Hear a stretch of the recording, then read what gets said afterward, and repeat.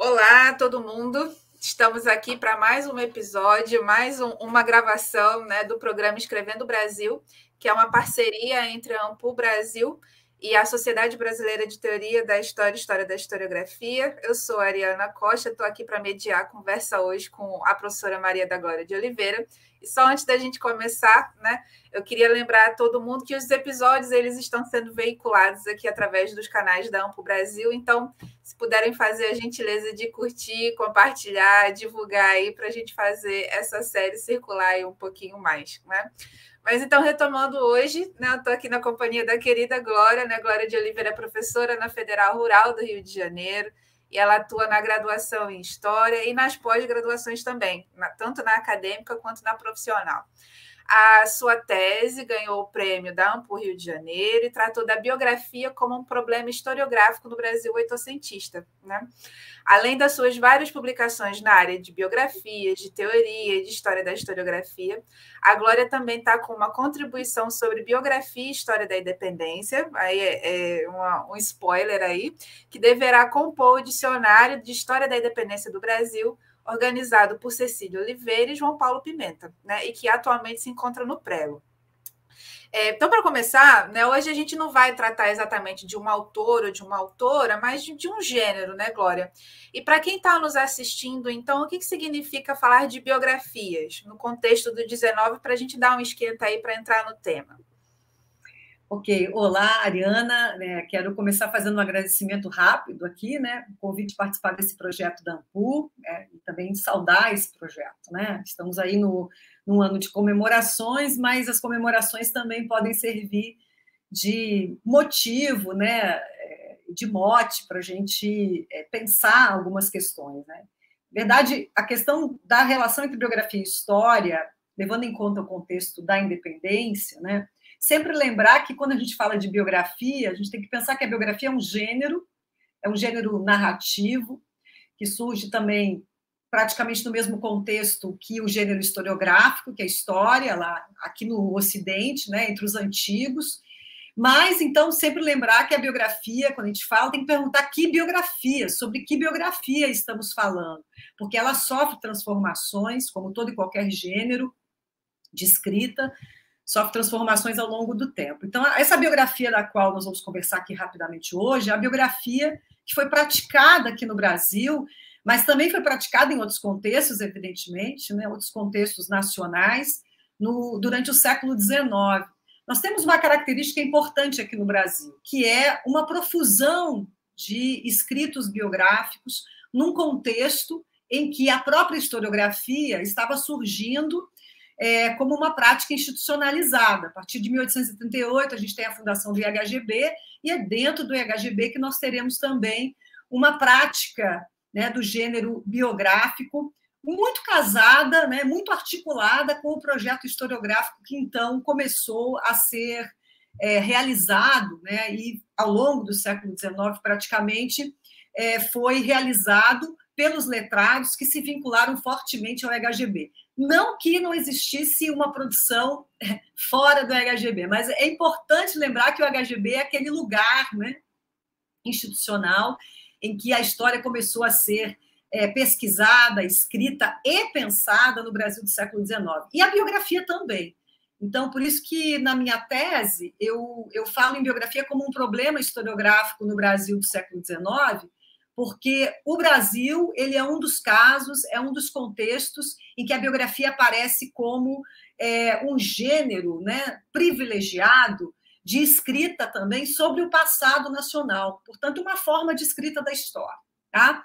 Então, ela, de fato, a biografia ela é um gênero que permite a fixação da memória e também do esquecimento, evidentemente, né, de alguns personagens ilustres. Que biografia é essa que é praticada, então, dentro do IHGB? A gente pode encontrar a fonte dessas biografias nas próprias páginas da revista do IHGB, a partir de 1839, ao longo de todo o século XIX, primeiras décadas do século XX. Temos uma seção específica, né, que vai abrigar essas notícias biográficas. Por que notícias? Porque são quase que verbetes biográficos, tá, de brasileiros ilustres por letras, armas e virtudes.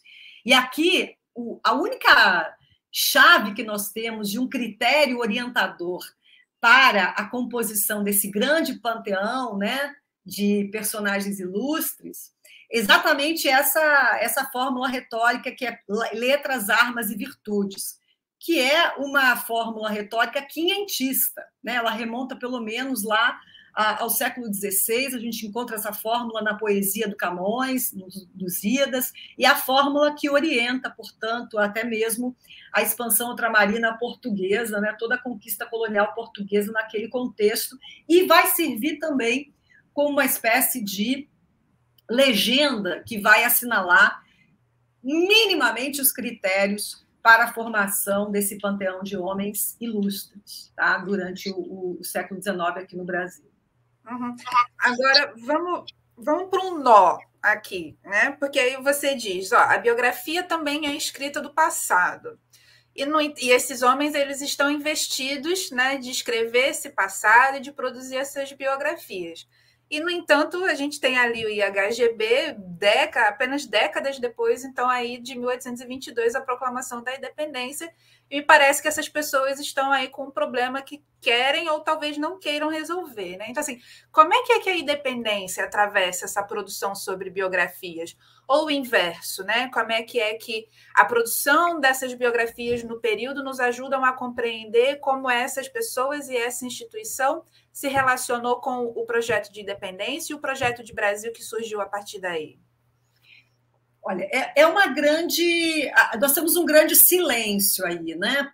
Produzido, né? Como os silêncios são eloquentes, então, em relação à independência, nós não vamos encontrar nessa produção biográfica que eu me referi, que pode ser conferida nas páginas da revista, não vamos encontrar propriamente personagens desse contexto, que é um contexto muito imediato e muito próximo, porque nós estamos falando de uma instituição e de uma revista vinculada a essa instituição, que é a revista do IHGB, que começou a ser publicada em 1839. Ora, a gente tem aí, né? Está muito próximo. Né? Então, nós não vamos encontrar. Mas, veja, é um silêncio eloquente. Por quê? Porque ele é um silêncio que ele é eloquente não apenas em relação ao que a independência e o próprio processo da independência, naquele momento, significava ou não, né? Quer dizer, a impossibilidade de uma elaboração historiográfica e biográfica, né, de um processo que estava muito imediato, que era muito próximo ainda, né? Os letrados do IHGB, eles adotaram amplamente um princípio que, a partir do século XIX, vai ser um princípio metodológico fundamental da história como disciplina, que é a distância metodológica, a distância temporal como um princípio metodológico para a escrita da história. E para a biografia não foi diferente. A biografia compartilhou, portanto, né, desse princípio, né, que é um princípio que para a historiografia foi fundamental para a sua profissionalização e disciplinarização, um processo que começa ali no século XIX. Tá?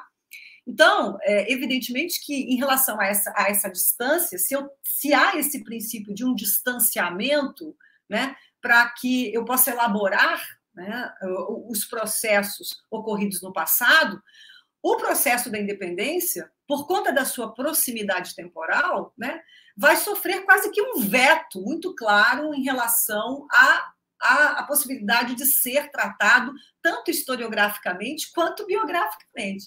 Então, nós podemos observar, né, que essa galeria, esse panteão nacional que se constrói a partir do século XIX, fundamentalmente são figuras que são tiradas do esquecimento do contexto do Brasil colônia, né? A exemplo do Pero Lopes de Souza, Martim Afonso de Souza, João Fernandes Vieira, aquela pleiade lá de jesuítas, Manuel da Nóbrega, Antônio Vieira, etc., estão lá, né? Eles estão participando desse panteão, né? Nós não vamos encontrar nenhum personagem do participante, digamos, né, daquele contexto da independência, figurando nessa galeria. Mas, importante lembrar que o Januário da Cunha Barbosa, que foi um dos fundadores do IHGB, vai ser um dos mais fervorosos entusiastas desse projeto biográfico. Né? Então, lembrar que esses letrados que participaram, né, como é o caso do Januário, participaram ativamente lá do processo do movimento da independência,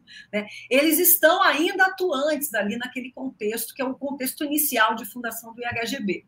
Então, vai ser duplamente, quer dizer, justificado esse veto à chamada história de um passado mais imediato ou de um presente, né, que também está ali de uma maneira muito próxima ainda, como é o caso da independência, né, por esses letrados, por eles não quererem, de uma certa maneira, entrarem numa seara, né, que ainda estava em disputa.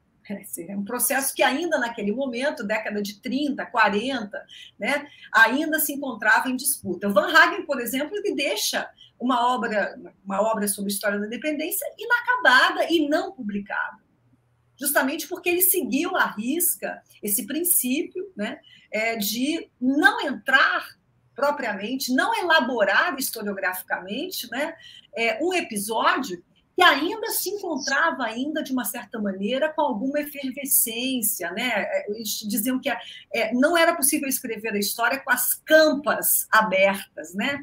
Fazendo essa metáfora exatamente do corpo, né? Do corpo morto, quer dizer, é preciso que o passado esteja suficientemente enterrado, que ele seja realmente ultrapassado para ele se tornar objeto tanto da história quanto da biografia. Vamos pegar aqui um pouquinho o mote da disputa, né, e pensando, então, em termos do tempo presente. Tem algumas expressões que aparecem nos seus trabalhos e que estão, né, que você provavelmente retirou lá das próprias fontes do IHGB, como Tribunal da Posteridade, retórica de nacionalidade, né, e que estão, enfim, que a biografia serviu, né, para tentar para eles pensarem isso, né? Então, deixa que o futuro vai julgar o que deve ser reescrito e tal. E no presente, então, nos tempos presentes, no Brasil atual, né, a gente tem, uma releitura desse Tribunal da Posteridade, a crença de que a história vai julgar, né, e de que, de repente, a história vai ser justa e tudo mais, né? E a biografia também, ela sempre me pareceu um problema aí na história, né? A quem que serve escrever biografia, quais usos políticos a gente faz de biografia. A retórica da nacionalidade passa justamente pela criação, né, desses vultos da nação e tudo mais, né?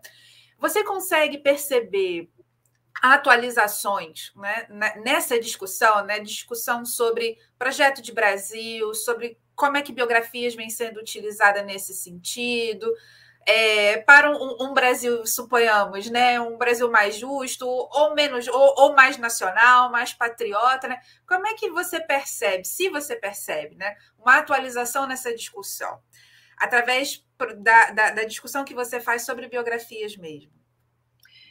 Então, Ariana, eu acho que a biografia tem usos possíveis inumeráveis, né? Quer dizer, acho que os usos políticos da biografia acho que são muito claros naquele contexto lá do século XIX, da mesma forma que hoje nós podemos identificar também usos políticos bastante variados da biografia. A biografia tem, evidentemente, hoje características nas quais a gente tem que considerar que esse indivíduo, né, que serve, digamos assim, de eixo, né, e que se coloca como um problema, né, para a escrita biográfica, que é narrar uma existência individual, né, considerando que essa existência individual ela cruza com outras existências e cruza com uma dimensão coletiva, temporal, etc. Então, a biografia sempre ela colocou esse grande desafio, né? Agora, evidentemente que a nossa concepção do que é um indivíduo, né, ela se transformou do século XIX para cá. Então, a biografia chamada biografia moderna, por exemplo, já nas primeiras décadas do século XX, né, ela já incorpora, né, uma concepção de um indivíduo que é atravessado por contradições. Ele serve menos de espelho moral, né, um espelho moral, digamos assim, quase que impoluto, né, muito homogêneo, né, vai servir mais como um espelho de todas as contradições humanas, né? Contradições, dilemas, angústias, né? Isso a biografia moderna vai começar fortemente a mostrar, vai interessar muito mais esse indivíduo, que ele é humano, né, em todas as características possíveis daquilo que a gente entende como humano, do que propriamente aquele modelo, né, retilíneo, aquele modelo homogêneo de virtude moral, tal como as biografias plutarquianas e depois as biografias, digamos assim, tais como essa que foram publicadas no século XIX aqui no Brasil, um pouco demonstravam. O que acontece, como é que eu enxergo? Né? Eu não tenho pesquisa propriamente sobre os usos do biográfico, até daria uma excelente pesquisa, né, sobre os usos políticos do biográfico na contemporaneidade. O que a gente enxerga é um cenário com esses usos muito variáveis, né? Nós temos desde um uso que hoje, sobretudo no nosso contexto mais imediato, né, é uma instrumentalização da ideia do grande homem, por exemplo, por um projeto de extrema-direita aqui no Brasil, né, que vincula, né, hoje tenta, de uma certa maneira, ressuscitar esse ideal, né, desse grande homem do século XIX, desses varões do século XIX, né, como uma espécie de modelo, né, ainda supostamente, que ainda seria válido para inspirar, né, e para servir de instrumento pedagógico, inclusive, né, para as novas gerações. Bastante complicado, né, porque a mobilização, né, são usos, né, de algo que se encontra, de uma certa maneira, vinculado a um projeto, né, aquele projeto lá do Brasil imperial, né, projeto de centralização monárquica, a biografia funcionou dentro daquele projeto, e é quase que como que uma assombração que volta, né, porque, né, eu não falaria em atualização, eu falaria em assombração, porque é quase que uma tentativa de ressuscitar um projeto, né, que está lá localizado. Mas existe aí toda essa mobilização, e aí, para citar, por exemplo, é o caso, por exemplo, do que o Brasil Paralelo, o projeto do Brasil Paralelo, faz com essas figuras de grandes homens ilustres do século XIX, né? Tornando-os quase como que figuras de assombração para afirmar determinados valores e uma ideologia de extrema-direita bastante danosa e perversa. Mas nós temos, por outro lado, Ariana, nós temos projetos de uso do biográfico, né, que servem exatamente dentro dos moldes daquilo que a biografia sempre ofereceu como a grande possibilidade, que é a fixação da memória, que é a elaboração da trajetória dos indivíduos, né, essa articulação das trajetórias com o tempo, né, com os contextos, né. A biografia sempre ofereceu essa possibilidade. E nós vamos encontrar projetos interessantíssimos, por exemplo, como é uma publicação recente da Enciclopédia Negra, né? É um projeto muito recente, né? É um projeto coletivo, é um projeto que acho que contou com uma participação e contou com o empenho, né, de muitos pesquisadores brasileiros. É um livro organizado pelo Flávio Gomes, pela Lilian Schwartz, pelo Jaime Laureano, né, e que exatamente tenta reunir verbetes biográficos de figuras afro-brasileiras. Então, eu colocaria esse exemplo, né, eu chamaria atenção para um projeto como esse. A gente pode, inclusive, mencionar outros projetos, né, com essas mesmas características, que guardam, aliás, um mesmo propósito, né, que é um propósito-chave para a gente compreender um dos usos do biográfico, que é esse propósito de fixar a memória, né, e, ao mesmo tempo, dar visibilidade. Então, a biografia tem essa possibilidade de uso político, né, por conta disso. Ela servia exatamente para fixar a memória, assim como ela também produz um trabalho de esquecimento, né? A gente não pode pensar a memória sem o esquecimento.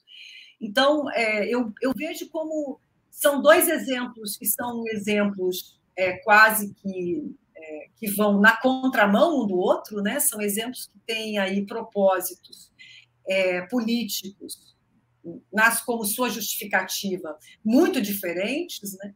Mas que ambos, de uma certa maneira, né, acabam mostrando como o biográfico ele ainda e vai permanecer, né, um gênero que favorece esses usos. E, portanto, ele é um gênero que hoje ele ainda permanece muito vigoroso, muito renovado.